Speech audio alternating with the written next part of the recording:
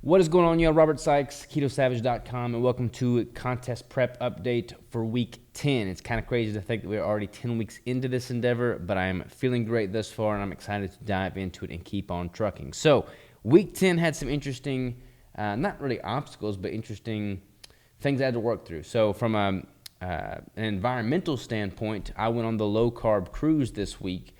So I was on a cruise, and a lot of people are confused about the Low Carb Cruise. They assume that it's a cruise ship full of nothing but low carb people and low carb food options. That is not the case. There's about 350 people that are low carb, but everybody else, however many that people, like 2,000, 3,000 people, are all traditional carb-dependent standard American diet eating folks. So all the food on the cruise ship is the normal food on a cruise ship. There's all the desserts, there's all the sweets, there's the all-you-can-eat ice cream, the drinks, all that stuff. So it's not a great environment for maintaining a strict ketogenic diet. However, I am in a competition prep, and I do not deviate because I flipped that switch, and that's just all there is to it. So I brought all my own food apart from 8 hard-boiled eggs, which I eat every single day. I got those from the cruise ship. I figured they probably wouldn't mess up a hard-boiled egg. So let's talk about macros as it pertains to this week. This week was actually 175 grams of fat, 175 grams of protein. So I was at a 1-to-1 ratio on my macros this week. Because remember, we've been dropping fat and simultaneously increasing protein. Generally speaking, in a building phase, 1-to-1 is where I tend to kind of operate, but that's when I'm in a caloric surplus. At a deficit like I'm at now, 1-to-1 is kind of where things start to shift, and I'm nearing my protein threshold. Like, I haven't reached it yet. I'm going to keep pushing the envelope on the protein, but I can tell once I surpass that 1-to-1 ratio while in a deficit, things start changing a little bit from an energy standpoint. So I feel great now, but this is all kind of alluding what is to come. So let's dive into the spreadsheet real quick here.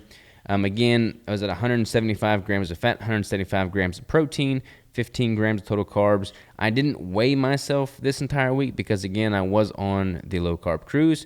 However, going into the cruise, we left on Friday, and I weighed 174.5 on Friday.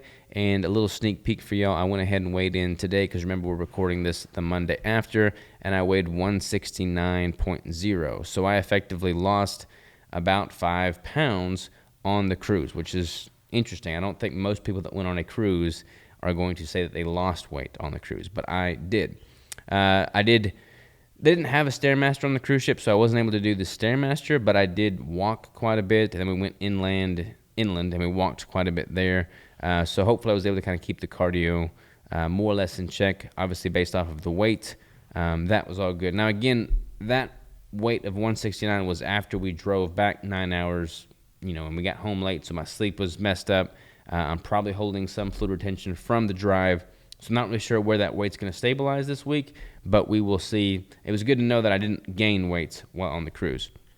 So when it comes to where I'm at kind of with a linear fashion of where this weight trend is, I am still ahead of schedule according to this as far as where my weight needs to be, where my weight is currently as it pertains through the linear progression of weight dropping throughout this prep. So feel good about that. Here is that graphically illustrated with the weight and the represented goal weight here. Now, when it comes to the food, how did I make the food work while on a cruise? How did I bring my food? Let's dive into that. So I've got my macros plus pulled up here. Again, the macros for this week were 175 grams of fat, 175 grams of protein. I brought a tablespoon with me, and I measured out a tablespoon and a half of heavy cream for my morning coffee every morning.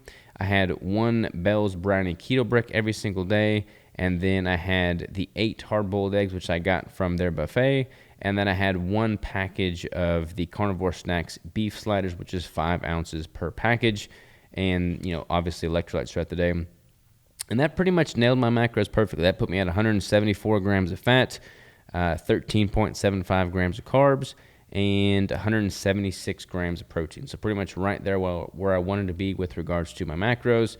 I kind of played around a little bit with the timing of those foods. Not gonna lie, when you're on a cruise ship and everybody's eating everything, it doesn't really, put a strain on me to want to eat everything, but it just made me more aware of how hungry and how little I was eating. So I kind of played around while on the cruise ship as far as like meal timing, and I found the best results while on the cruise, condensing that meal frequency as much as possible and almost kind of doing an OMAD approach while on the cruise. So I would typically eat that meal around 10 o'clock in the morning, and then, I would train in the morning, have that meal around 9 or 10 o'clock in the morning, and then not eat again until the following morning around 9 or 10 o'clock after training. So I pretty much did an OMAD approach throughout the majority of the week on the cruise ship.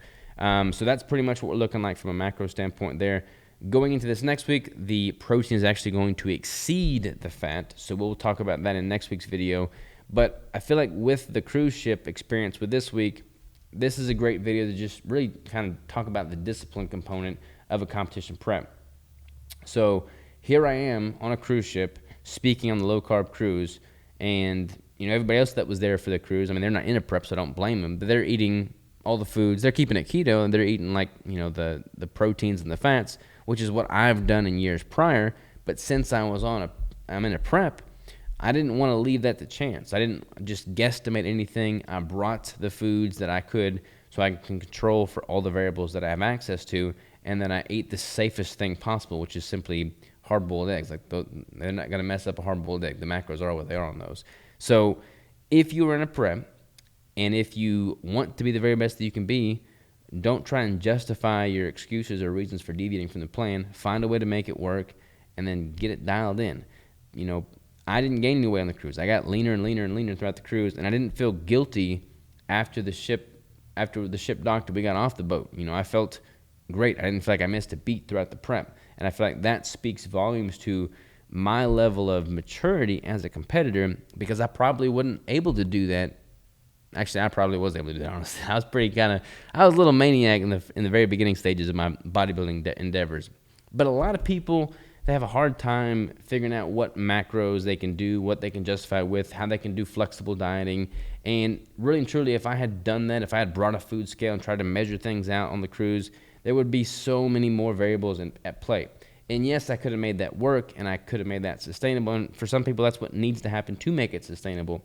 But for me, I'd rather just dial it in with 100% certainty and accuracy, knowing that everything is dialed in to the T. And that's the route that I take. Everybody's going to be a little bit different, so you have to figure out what your level of discipline with it is.